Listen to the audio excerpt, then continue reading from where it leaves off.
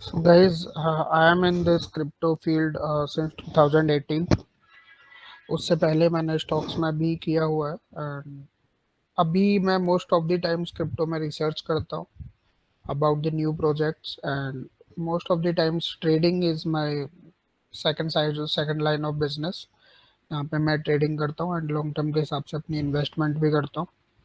But educating awareness और spreading awareness is my main goal, जहाँ पे हम आप उसी रीज़न की वजह से हमने ये ग्रुप बनाया है so that we can continue further, जहाँ पे लोग बहुत कम ऐसे चांसेस हो कि आप कोई मनी लूज़ करें या we just want to save you all कि आप कहीं भी कोई स्कैम है या कोई भी ऐसी चीज़ है जहाँ पे आप एनीवन कैन पिच इन जो कि मार्केट को थोड़ा बहुत जानता है and can guide you and provide you with the information. Because crypto में रिस्क फैक्टर्स वैसे ही सबसे बड़ी चीज़ है and on top of that scams and ये बहुत सारी चीज़ें हैं जो कि बहुत इश्यूज हैं। So this is what about me, यही हम करने वाले हैं इन दिस ग्रुप। कोई नहीं, मैं रहता हूँ गाइस। मेरा नाम जतिन है और मैं जस्ट लाइक मैं ब्लॉकचेन स्पेस में हूँ, नॉट प्रॉपर क्रिप्टो में, ब्लॉकचेन स्पेस में हूँ। मैंने ब्लॉकचेन में डेवलपिंग पार्ट का भी मुझे बेसिक्स वगैरह आईडी सॉलिडिटी नॉलेज है, और बाकी भी जैसे आईडीओ वगैरह और चीज़ें होती हैं इनकी भी मुझे काफ़ी और थोड़ी बहुत बेसिक नॉलेज अच्छी खासी है।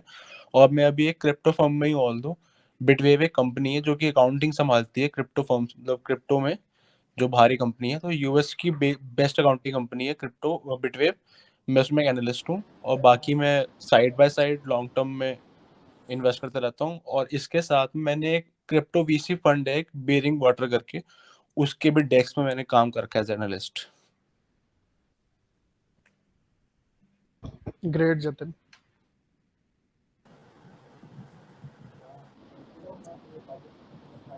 Anything that you guys specifically want to start, मुझे वैसे तो आई एम श्योर कि यहाँ पे इन्वेस्टमेंट से रिलेटेड ही है जो भी कुछ है। Mostly we guys want to grow our income और grow our money, but crypto में बहुत सारी चीज़ें हैं जैसे हमें स्टार्ट करना पड़ेगा। तो if there is anything specifically, if you any of you guys want to ask, तो आप लोग वो बता सकते हो। अगर कुछ ऐसा नहीं है then we can start from the basic about the investment part only. So यहाँ पे हमारे जो भी वर्ड्स होंगे that would be related to investment. और ये क्लियर करना इसलिए ज़रूरी है because there was confusion previously as well, जहाँ पे मैंने ग्रुप में कुछ लिखा था contract. So and there was a technical guy who thought कि वो कॉन्ट्रैक्ट जो है, जो ब्लॉकचेन पे या डेवलपर इसको काफ़ी अच्छे से समझते होंगे, जो भी वो इंक्लूड करते हैं, जो भी वहाँ पे काम करते हैं, that was the contract. But for an investor या trader, contract is a specific set of या क्वांटिटी ऑफ शेयर्स। तो दो चीज़ों का हमें ध्यान रखना है because if you are in technicals तो वो टर्म्स डिफरेंट होंगी and none of us are in the technical things here. तो मतलब ऐसा कुछ नहीं है, I think we can start a topic like, ऐसा तो कुछ नहीं है। सबसे पहले अगर हम क्रिप्टो में बात करें, क्रिप्टो स्पेस में अगर हम बात करें, इट इज़ इम्पोर्टेंट। सबसे पहली चीज़ जो कि सबसे इम्पोर्टेंट है, सबसे ज़्यादा ध्यान रखने लायक है, if any one is messaging you that give me 10 rupees, या मेरे को 10 रुपये दे दो, मैं आपको 100 बना के दूंगा, मैं आपको 1 लाख बना के दूंगा, just consider that guy scammer. First point पे उसको वही समझना, चाहे वो कितना भी अच्छा यूट्यूबर हो, कितना भी बड़ा इन्फ्लुएंसर हो। आज के टाइम पे 99% ऑफ द इन्फ्लुएंसर्स, एक या दो को छोड़ दे, तो यही काम करते हैं। समटाइम्स उनकी चीज़ें चल जाती हैं ढंग से, कुछ टाइम पे जब चल जाती हैं तो लोग फिर और ज़्यादा उनकी तरफ जाने लगते हैं। तो सबसे पहला जो पॉइंट है क्रिप्टो में एंट्री का, दैट इज़ अबाउट लर्निंग। अगर लर्निंग है और लर्निंग के साथ साथ अगर क्रिप्टो की नॉलेज है, तो इससे बेस्ट कुछ नहीं है। No one can fool you around. Even अगर कोई प्रोजेक्ट भी आएगा वो भी आपको फुल नहीं कर सकता, क्योंकि आप लोगों को पता होगा कि प्रोजेक्ट क्या काम करता है, रियल वर्ल्ड में इसके क्या यूज़ केस है, क्या सच में कुछ ऐसा है जो ये सॉल्व करता है, रियल वर्ल्ड में कोई टेक्निकल प्रॉब्लम है जिसको सॉल्व करता है, या फिर अगर उस स्पेस में ऑलरेडी कुछ प्रोजेक्ट्स हैं पहले, तो ये प्रोजेक्ट्स उन प्रोजेक्ट से कैसे डिफरेंट है। ठीक है। अब अगर एंट्री की बात करें तो सबसे पहले समझना होगा ब्लॉकचेन एंड बिटकॉइन को, एंड इतना ज़्यादा समझने की इसके बारे में ज़रूरत नहीं है। वी कैन कंसिडर इट कि ये स्टॉक मार्केट ही है, अगर हम खाली इन्वेस्टमेंट के पर्पज से इस मार्केट में एंट्री कर रहे हैं तो। ठीक है। अब इन्वेस्टमेंट में हमें देखना है कि जैसे शेयर स्टॉक मार्केट में होते हैं, बहुत टाइप की इंडस्ट्रीज होती है, जहाँ पे हेल्थ केयर भी होती है, फार्मा भी होती है, और कंज्यूमर्स भी होते हैं, देन बैंकिंग फाइनेंस भी होता है, बहुत सारे सेक्टर्स होते हैं लाइक दैट। क्रिप्टो में भी ऐसा ही कुछ है, जहाँ पे वेब 3 वर्ल्ड हो या कुछ भी हो, सारी चीज़ें उसी हिसाब से यहाँ पे बनती जा रही है। अब स्टार्ट करने का सबसे पहला तरीका हमारा यही है कि हमें स्कैम से बचना है, हमें अवेयर रहना है। अवेयर कैसे रहना है, उसके लिए दो तरीके हैं। सबसे पहले हम चीज़ को खुद से देखें, खुद से समझें, लेकिन खुद से समझना अभी इजी नहीं होगा जब तक हमको इसकी बेसिक इन्फॉर्मेशन नहीं होगी। अब क्रिप्टो की बेसिक इन्फॉर्मेशन उसके टोकन्स या उसके प्रोजेक्ट्स की दो तरह से ली जा सकती है। पहला, हम उसकी फंडामेंटल रिसर्च कर सकते हैं, और फंडामेंटल रिसर्च में क्या होगा, अगर मैं आपको नॉर्मली बताऊं तो फंडामेंटल रिसर्च मैं जो करता हूं, मैं अपने दूसरे हिसाब से करता हूं, and then I identify that coin कि हाँ, ये कॉइन मेरी फंडामेंटल रिसर्च के अकॉर्डिंग उसमें फिट बैठता है या नहीं, रियल में ये कोई मार्केट में कुछ चेंज कर सकता है या नहीं, या बाकी कॉइन से ये कैसे डिफरेंट है या नहीं है। तो these are a few things जो मैं देखता हूँ, वहाँ पे मैं आपके साथ शेयर कर सकता हूँ, एंड आप ये चीज़ें नोट भी कर सकते हैं, बिकॉज आपके काफ़ी काम आ सकती है अगर आपको लॉन्ग टर्म में कोई भी प्रोजेक्ट को रिसर्च करना है। और रिसर्च के टाइम पे मैं 6 चीज़ें देखता हूँ प्रोजेक्ट में बेसिकली: उसके टीम एंड एडवाइजर्स, देन उसके प्रोजेक्ट की इंफॉर्मेशन, और मैं इसको आप लोगों को ब्रीफ करता हुआ चलूंगा so that you will have a good understanding की है क्या। टीम एंड एडवाइजर्स में क्या है, टीम में है कि डॉग्स टीम है या नहीं, मतलब कि उस प्रोजेक्ट के टीम मेंबर्स जो हैं वो अवेलेबल हैं या नहीं। देन उसके बाद आप सोच सकते हैं कि इट डिपेंड्स कि मुझे किसी ऐसे प्रोजेक्ट में एंट्री करना है या इन्वेस्ट करना है जिसके टीम मेंबर्स मेरे को पता हो, ताकि उस प्रोजेक्ट में अगर कोई इशू होता है तो एटलीस्ट कोई उनको रिस्पॉन्सिबिलिटी दे सकता है। देन उसके बाद देखा जाता है कि मार्केटिंग स्टाफ है या नहीं, या फिर कोई इन्वेस्टमेंट, अच्छी इन्वेस्टमेंट और एडवाइजर, अच्छे एडवाइजर्स, वीसी फंडिंग उस प्रोजेक्ट की है या नहीं। देन फोर्थ आता है टीम एंड एडवाइजर में, प्रोजेक्ट एक्टिव है या नहीं, प्रोजेक्ट कंटिन्यूअसली ट्विटर पे रन कर रहा है, टेलीग्राम पे रन कर रहा है, या कोई और सोशल मीडिया चैनल है जिसपे वो प्रोजेक्ट कम एक्टिवली इंफॉर्मेशन दे रहा है। तो ये चीज, 4 चीजें हो गई टीम एंड एडवाइजर में। देन अब हम आते हैं प्रोजेक्ट पे। प्रोजेक्ट को अगर हमें फंडामेंटल एनालिसिस करना है तो वहाँ पे हमें सबसे पहले देखना होगा कि इसका विजन क्या है, कोई वाइट पेपर वगैरह दे रखा है, एंड क्या ये करना चाहते हैं। विजन के बाद अगर नेक्स्ट चीज की बात करें तो हम यूज केस, स्पेसिफिकली उस प्रोजेक्ट का क्या यूज केस है इन द क्रिप्टो सेक्टर और in the real world. Then use case के बाद अगर देखें तो प्रोडक्ट का स्टेटस क्या है, किस स्टेटस में प्रोजेक्ट चल रहा है, एंड उसका कोई लीगल स्ट्रक्चर है या नहीं है, इंक्लूडिंग उसका कोई जनरेटिंग रेवेन्यू होना चाहिए। तो ये हो गया हमारा प्रोजेक्ट को अंडरस्टैंड करने का तरीका। देन उसके बाद बहुत सारी चीज़ें होती हैं जहाँ पे हम डिस्कॉर्ड एक्टिविटीज़, टेलीग्राम टीम को कांटेक्ट किया जा सकता है या नहीं किया जा सकता है, एएमएस कितने टाइम पे करते हैं। देन उसके बाद टोकन का कोई ऑडिट है या नहीं है, उन्होंने कोई टोकन इकोनॉमिक्स शेयर की है या नहीं की है, कोई उनकी हार्ड कैप सप्लाई है या पता चले कि अनलिमिटेड सप्लाई है, टीम कितना परसेंट अमाउंट होल्ड करती है जो टोटल टोकन्स है उनका, तो एंड टीम का वेस्टिंग स्केड्यूल है या नहीं है, लॉन्ग टर्म के अकॉर्डिंग सस्टेनेबिलिटी है टोकन की या नहीं है। देन उसके बाद इकोसिस्टम के अकॉर्डिंग फिर एक हम एनालिसिस करते हैं कि उसके कॉम्पिटिटर्स कौन है, और जो कॉम्पिटिटर्स है उसको और इस प्रोजेक्ट को हम एनालाइज कर सकते हैं कि दोनों में डिफरेंस क्या है, क्या ये प्रोजेक्ट इजीली टेकन ओवर किया जा सकता है बाय द अवेलेबल प्रोजेक्ट्स और not. So this is something जहाँ पे, एंड आपको अगर नहीं भी समझ आया है या अगर आपको नहीं भी ध्यान में रहेगा तो ये सारे पॉइंटर्स में हम आप लोगों को व्हाट्सएप पे भी शेयर कर देंगे, वैसे हम इस कॉल को रिकॉर्ड भी कर रहे हैं। तो ये कुछ चीज़ें हैं जिस जो आपको मेक श्योर करेंगी कि आप फंडामेंटली एक स्ट्रॉन्ग प्रोजेक्ट को पिक कर रहे हो, आपको पता है कि ये प्रोजेक्ट फंडामेंटली स्ट्रॉन्ग है, एंड इस प्रोजेक्ट में अगर मैं एंट्री करने जा रहा हूँ तो मैं इस प्रोजेक्ट के बारे में कुछ इन्फॉर्मेशन जानता हूँ। ठीक है, ये हो गया एक प्रोजेक्ट को आइडेंटिफाई करने का तरीका। ये चीज़ें होती है जहाँ पे हम डिस्कॉर्ड एक्टिविटीज, टेलीग्राम, टीम को कांटेक्ट किया जा सकता है या नहीं किया जा सकता है, एएमएस कितने टाइम पे करते हैं, देन उसके बाद टोकन का कोई ऑडिट है या नहीं है, उन्होंने कोई टोकन इकोनॉमिक्स शेयर की है या नहीं की है, कोई उनकी हार्ड कैप सप्लाई है या पता चले कि अनलिमिटेड सप्लाई है, टीम कितना परसेंट अमाउंट होल्ड करती है जो टोटल टोकन्स है उनका, तो एंड टीम का वेस्टिंग स्केड्यूल है या नहीं है, लॉन्ग टर्म के अकॉर्डिंग सस्टेनेबिलिटी है टोकन की या नहीं है।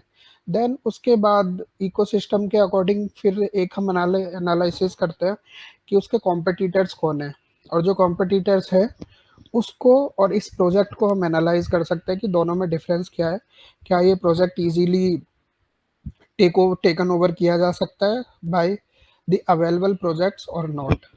सो दिस इज समथिंग जहाँ पे, एंड आपको अगर नहीं भी समझ आया है या अगर आपको नहीं भी ध्यान में रहेगा तो ये सारे पॉइंटर्स में हम आप लोगों को व्हाट्सएप पे भी शेयर कर देंगे, वैसे हम इस कॉल को रिकॉर्ड भी कर रहे हैं। तो ये कुछ चीज़ें हैं जो आपको मेक श्योर करेंगी कि आप फंडामेंटली एक स्ट्रॉन्ग प्रोजेक्ट को पिक कर रहे हो, आपको पता है कि ये प्रोजेक्ट फंडामेंटली स्ट्रॉन्ग है, एंड इस प्रोजेक्ट में अगर मैं एंट्री करने जा रहा हूँ तो मैं इस प्रोजेक्ट के बारे में कुछ इन्फॉर्मेशन जानता हूँ।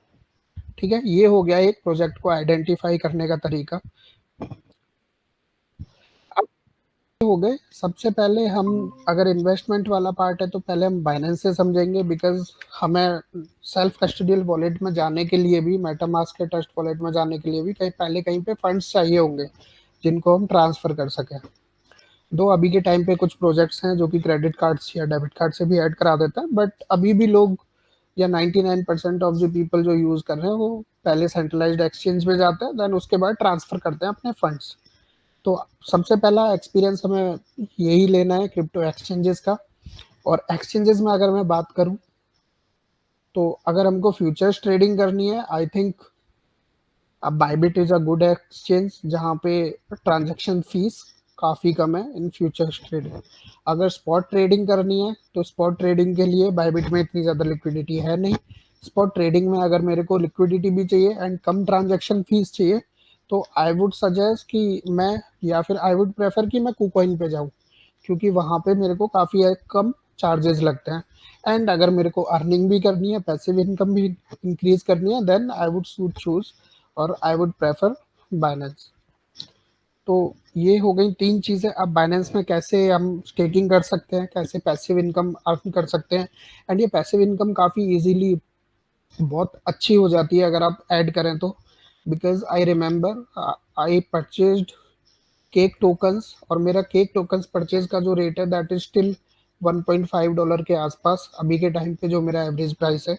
एंड मैं उसको लॉक होल्डिंग्स में डालता हूँ जहाँ पे मेरे को 50% के आसपास का रिटर्न मिलता है। एंड स्टिल अगर 50% के हिसाब से भी देखूँ, एवरेज प्राइस के हिसाब से भी देखूँ, तो it is in 70 to 80% profit, जहाँ पे 40% इजीली मिल रहा है। तो बियर मार्केट में पैसिव इनकम काफ़ी ज़्यादा काम आती है। And passive income means the staking and flexible staking things, these things, क्योंकि वहाँ पे आप अपनी क्वांटिटी भी इंक्रीज कर सकते हैं। देन प्राइस अप्रिशिएशन जब मार्केट रिवर्स करती है तो वो काफ़ी अच्छा होता है। तो यहाँ तक क्लियर है I think, Arpit? Yes, sir. Clear, sir. तो हमें कुछ और डिस्कस करना चाहिए अभी के टाइम पे या नहीं? बिकॉज आई एम थिंकिंग कि पहले हम बाइनेंस जो हम डिस्कस कर रहे हैं इसके बारे में एक वीडियो भी डाल दें, डिटेल्ड वीडियो जिसमें पूरी इन्फॉर्मेशन हो कि कैसे स्टेकिंग करना होता है, कैसे क्या करना होता है। बिकॉज केवाईसी तो काफ़ी इजी है, जो कोई भी कर लेगा।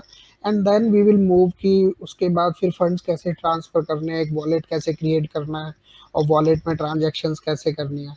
तो डीरेक्ट है ना, लॉन्च पैड का अगर तुमने देखा हो तो जो प्रीवियस बुल हाँ मार्केट है that was for launch pads, जो प्रॉपर हाइप जिसे बोलते हैं। हाँ, वो पता प्रॉपर नहीं हाइपिंग ही की कितने थी। लॉन्च पैड प्रोजेक्ट्स आए, and now you would find कि 99% तो ऑलरेडी बंद ही हो चुके हैं। एंड हम्म। कुछ पे तो 1 1.5 साल से कोई प्रोजेक्ट लॉन्च ही नहीं हुआ होगा। हाँ, कुछ है स्ट्रॉन्ग प्रोजेक्ट्स जहाँ पे अगर हम देखें, डाउ मेकर काफ़ी अच्छे से गेन कर रहा है वो। And on top of that फिर प्रॉब्लम लॉन्च पैड प्रोजेक्ट्स के लिए सबसे बड़ी प्रॉब्लम ये हुई है कि कोई भी बहुत अच्छा प्रोजेक्ट होता है वो या तो बाइनेंस पे जा रहा है या कुकॉइन पे जा रहा है या बाइबिट पे जा रहा है। सब ज्यादा तो बाइनेंस पे ही जा रहे हैं सब ज्यादातर। हाँ, मोस्टली गुड प्रोजेक्ट्स बाइनेंस पे जा रहे हैं। अब वो वही नॉर्मल प्रोजेक्ट्स आ रहे हैं आज के टाइम पे, आईडीओ लॉन्च पैड वाले प्रोजेक्ट्स, जिनका या तो 4-5 साल बाद कोई यूज केस हो सकता है, ठीक है, या फिर वो ऑलरेडी एग्जिस्टिंग प्रोजेक्ट्स होते हैं उस टाइप के मार्केट में। हाँ हाँ बट वही। ये है कि वो पैसे बनाने आते हैं। एंड इनमें अभी के टाइम पे पता है एक रिस्क है कि अगर आप टाइमली नहीं सेल कर पाए ना, यू यू फिर पैसा डेड है। Your money is dead. Hmm. तो एक रिस्की चीज हो गई, टर्म हो गई वो। लोगों ने काफी पैसे बनाए प्रीवियस मार्केट में, but I don't think it is going to sustain going forward with launchpad. I am also thinking the same about the NFT markets as well. कोई बहुत ही अच्छा प्रोजेक्ट है तो वो जरूर चलेगा, जिसका कोई एनएफटी और मार्केट तो बहुत ज्यादा डाउन हो गई लास्ट ईयर। तो जो पंप था, और ईथ से ज्यादा सोलाना, जो सोलाना पे थे, मैजिक एडन वगैरह पे इनके निकल रहे थे, एनएफटीज के प्रोजेक्ट लॉन्च हो रहे थे। उन्होंने इतना अच्छा पंप दिखाया था पहले, मतलब लेते ही 10x अमाउंट हो रहा था, लेते ही 10x। अब जितने का अमाउंट था वो अब 1/10 है। यस। तो जब मैंने स्टार्ट किया था ना Jatin, I was hmm. Also the same कि कहीं से भी आए मेरे को पैसा बनाना है। एंड हाँ। उस पैसा बनाने के चक्कर में कोई भी इनिशियली ज्वाइन करता है ना इस मार्केट को, this happens with each and everyone, कि उनको वो लिमिटेशन पता नहीं होती है कि मेरे को कहाँ एंटर करना हाँ। है और कहाँ नहीं हो करना है। When you are matured in this market, तब आप वही प्रोजेक्ट को हाथ लगाते हो जो आपको समझ आता है या जो पुराना होता है इस मार्केट। आप नए को बिल्कुल टच करने की कोशिश भी नहीं करते हो फिर। एंड दिस इज वाई जो हमारा व्हाट्सएप का ग्रुप है ना, वहाँ पे मैं शेयर करता हूँ कि बहुत सारे लोग ना एफिलिएशन की वजह से या किसी मीम कॉइन के $10 के मीम कॉइन के एयर ड्रॉप को लेके आ जाते हैं वहाँ पे, जो कि बाद में काफी ज्यादा इश्यूज क्रिएट कर सकता है, स्पेशली ये यूजर के लिए। भाई मैं बताऊं गाइस, होता क्या है बेसिकली, ऐसे मैं भी, मेरे दोस्त भी, कुछ दोस्त मेरे कम्युनिटी मैनेजर होता क्या है, इनको तो $200 पर वीक मिल इनको वो कंपनी पे करती है। ये बस वीकली बेसिस पे काम करते हैं, इनको बस $200 कमाने होते हैं। ये अपने कमाने के लिए बहुत ज्यादा ऐसे, मतलब जो वो होते हैं ना डेड कॉइन्स, बीम कॉइन्स, इनको बस शेयर कर देते हैं, एफिलिएट वाले जो भाई बता रहे हैं अभी। और वो बस लॉन्च होते ही वो पैसा लेके खत्म हो जाते हैं आपके सारा। यही होता है आदों के साथ। चलो ठीक है, अब नेक्स्ट चलते हैं कि अब हमने समझ लिया कि प्रोजेक्ट को अंडरस्टैंड कैसे करना है। एंड ट्रस्ट मी, वेब 3 जो आने वाला स्पेस है ना, ये बहुत बड़ा होने वाला है। एंड क्रिप्टो का मैं ये बिलीव करता हूँ कि जो नेक्स्ट बुल रन होगा ना, नेक्स्ट वाला जो रन होगा, that would be the highest market और पीकेस्ट मार्केट एवर।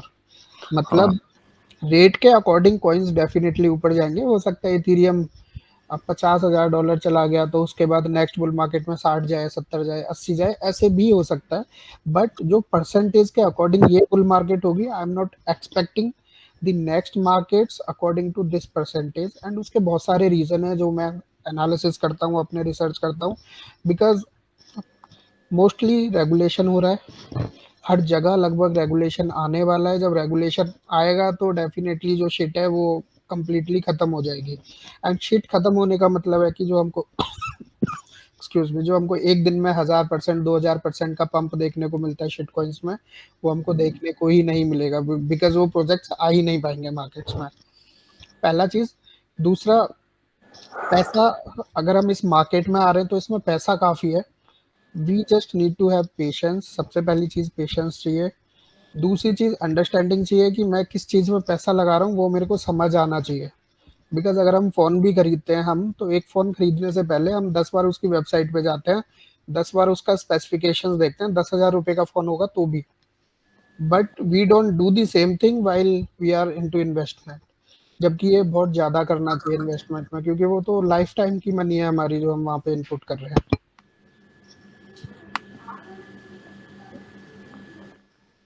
सो हाँ जी, कुछ बोल रहे हैं? नहीं नहीं, आप कंटिन्यू करो। ओके, गोइंग फॉरवर्ड अब आता है कि इन्वेस्टमेंट कैसे करना है। प्रोजेक्ट अंडरस्टैंडिंग हमको समझ आ गई। अब हमें प्रोजेक्ट में इन्वेस्ट कैसे करना है। प्रोजेक्ट तो हमको समझ आ गया। अब सबसे पहले इन्वेस्ट करने के लिए दो चीज़ें, हमें उसका लेवल पता होना चाहिए कि कहाँ खरीदना है। बिकॉज अभी के टाइम पे अगर मैं देखूँ, मान लो मेरे को मैटिक खरीदना है, $100 का मेरे को मैटिक खरीदना है, तो जो करंट लेवल है $1 उसका काफ़ी अच्छा सपोर्ट है मैटिक का। तो मेरे को अगर $100 का खरीदना है तो मैं $30 का वहाँ पे मैटिक खरीद लूँगा। देन आई नो कि नेक्स्ट जो लेवल दिख रहा है मेरे को मैटिक का वो 0.75 दिख रहा है। अगर यहाँ से मार्केट डंप होती है तो 0.75 पे मैटिक आएगा ही आएगा, जो कि मेरा सेकंड लेवल होगा जहाँ पे मैं फिर से $30 का खरीदूँगा। And I do not know उसके नीचे आएगा या नहीं आएगा। तो सबसे पहली बात हो गई इन्वेस्टमेंट के पर्सपेक्टिव में कि मुझे पता होना चाहिए कि मार्केट का लेवल क्या है। जिस एसेट में मैं जा रहा हूँ, मैं उसको टॉप पे तो नहीं बाई कर रहा हूँ, ठीक है? पहली चीज़ ये हो गई। दूसरा, अब मेरे को इन्वेस्ट कहाँ करना है? इन्वेस्ट करने के 2 तरीके हैं, पहला सीईएक्स और दूसरा सेल्फ कस्टोडियल वॉलेट। तो सीईएक्स क्या हो गया? जो भी एक्सचेंजेस है जिन पे हम अपना केवाईसी करते हैं, वहाँ पे हम P2P के थ्रू अपना पैसा ऐड कर सकते हैं एंड वहाँ पे हम इजीली ट्रेड्स कर सकते हैं। तो सीईएक्स का क्या फ़ायदा है? सीईएक्स काफ़ी सस्ते होते हैं, ट्रांजैक्शन फीस काफ़ी कम होती है एंड काफ़ी एफिशिएंट भी होता है। एफिशिएंट मीन्स कि इजीली चीज़ें हो जाती हैं, समझ आता है। लेकिन जब हम नॉन कस्टोडियल में जाते हैं, डिसेंट्रलाइज्ड फाइनेंस पे या डेक्स पे जाते हैं, तो वहाँ पे हमें हर एक ट्रांजैक्शन की एज अ गैस फी देनी पड़ती है। ऐसे होती है, एक आप लॉक्ड स्टेकिंग कर सकते हो, एक होती है फ्लेक्सिबल स्टेकिंग। फ्लेक्सिबल स्टेकिंग में आपको एपीवाई जो है, इंटरेस्ट रेट जो है वो काफ़ी कम मिल सकता है, बिकॉज उसको आप किसी भी टाइम पे जब भी आप चाहें तो आप उसको रिडीम कर सकते हैं। एंड जो फिक्स्ड स्टेकिंग होती है वो लॉक्ड होती है, चाहे वो 30 डेज के लिए हो, 60 डेज के लिए हो या 90 डेज के लिए हो। उसको आप लॉक कर सकते हो एंड बीच में अगर आप उसको कभी भी निकालोगे तो 1 या 2 दिन का टाइम लग जाएगा उसको रिवर्ट आने में एंड आपकी कोई भी इनकम नहीं होगी। लेकिन अगर आप उसको जितना टेन्योर है उस टाइम तक रखोगे तो आपको उसका जो भी स्टेकिंग का अमाउंट है काफ़ी अच्छा वो मिल सकता है। ठीक है यार, देखो जिस जिस फंड को तुमको नहीं करना है, टच नहीं करना है बिफोर, और कोई टारगेट सेट कर रखे है कि इस टारगेट पे जाएगा तब करना है, तो I think you should convert that amount, put that amount एक सेफ पाल वॉलेट क्रिएट कर लो, उसका वॉलेट क्रिएट कर लो। एंड सेफ पाल वॉलेट में काफ़ी सारे ऑप्शंस होते हैं स्टेकिंग के एंड अर्निंग के। इट डिपेंड्स कि आपके पास कौन से फंड्स हैं, आप वहाँ पे यूज़ कर सकते हो एंड आप वहाँ पे रखो अपने फंड्स, बिकॉज आई बिलीव चाहे बाइनेंस हो या कोई भी हो, मैं ट्रेडिंग फंड्स रखता हूँ अपने एक्सचेंजेस पे ओनली। अच्छा, मैं एक चीज पूछनी थी, यहाँ पे कोई फ्लैश लोन में भी है, मतलब यहाँ पे फ्लैश लोन्स वगैरह करता है कोई यहाँ पे? नहीं यार, फ्लैश लोन में है नहीं, बट मैं लैंडिंग बोरोइंग प्रोटोकॉल्स में तो काफ़ी ज़्यादा डील करता हूँ, okay. But not flash loan. And ये वाली टर्म मुझे लगता है टेक्निकल टर्म ज़्यादा है ये काफ़ी। नहीं नहीं, फ्लैश लोन्स भी मतलब ट्रेडिंग में ही होता है, इस लाइक कि जैसे होता क्या है, जैसे मैं एक जगह से, जैसे कोई बहुत सारे डिफाई प्रोटोकॉल्स होते हैं, मैंने वहां से लोन उठाया, मतलब यहाँ डिफाई में एक तो मेन बात ये फायदा है कि आपको बिना किसी कोलेटरल के काफी अच्छा खासा लोन मिल जाता है। नहीं, बस उस कोलेटरल तो आपको देना पड़ेगा। नहीं, यही तो मैं कह रहा हूँ, जैसे अगर मानो मुझे $1,000 का ईथ लेना है ना, तो हम्म, मेरा कोलेटरल मुश्किल से $20 का भी नहीं होगा। लेकिन किस प्रोटोकॉल पे? मैं इसे आप बहुत सारे प्रोटोकॉल है, मैं किसी भी प्रोटोकॉल से, मतलब बस शर्त ये होती है उसमें कि जो भी ट्रांजेक्शन होगी ना, मतलब हम्म, जो भी उस लोन को मैं यूज करूंगा और हम्म, जो भी उसकी रिपेमेंट होगी, वो सब एक ही ट्रांजेक्शन में होती है। ठीक है। तो मतलब मैं ऐसे क्या करते हैं, ऐसे मानो एक प्रोटोकॉल से लोन उठाया $1,000 का, मानो मैंने एक ही ले लिया एक प्रोटोकॉल से, हम्म, फिर उसको मैंने यूनिसेफ से जाके उससे ईथ ले लिया, और फॉर एग्जांपल पैनकेक पे ईथ के रेट ज्यादा है as compared to Uniswap. So this is arbitrage trading, हाँ राइट? हाँ हाँ, वही बेसिकली मैं आर्बिट्रेज ट्रेडिंग, मतलब वही ओके, फ्लैश लोन को यूज करके आर्बिट्रेज ट्रेडिंग ये करना। Got it. तो वो भी अगर है यहाँ पे तो कोई मतलब, उसमें मुझे ज्यादा लगता है कि अगर किसी को वो अच्छा सा वो करना आ गया, तो ट्रेडिंग के साथ बंदा अगर वो भी करे तो कोई बहुत अच्छी चीज है।